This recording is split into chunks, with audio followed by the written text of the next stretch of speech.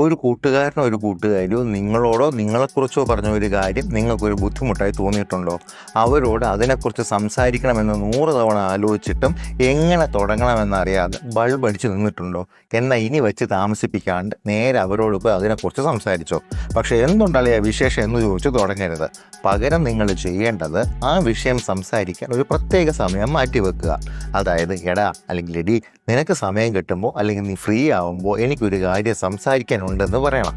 എന്നിട്ട് അങ്ങനെ ഫിക്സ് ചെയ്ത ആ സമയത്ത് പോയി എന്നെക്കുറിച്ച് അല്ലെങ്കിൽ എന്നോട് അന്ന് നീ പറഞ്ഞ കാര്യത്തിനെ എങ്ങനെ മനസ്സിലാക്കണം എന്നെനിക്ക് അറിഞ്ഞുകൂടാ, അപ്പോൾ അതിനെന്നെ ഒന്ന് ഹെൽപ്പ് ചെയ്യണമെന്ന് പറഞ്ഞ് തുടങ്ങാം.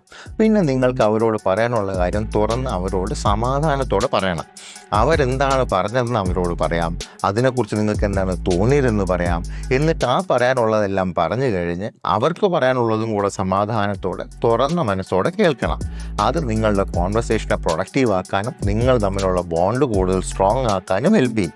സത്യം പറഞ്ഞാൽ ഇത്തരം ഡിഫിക്കൽട്ട് കോൺവെർസേഷൻസാണ് ബന്ധങ്ങൾ കൂടുതൽ വളരാനുള്ള അവസരം നൽകുന്നത്.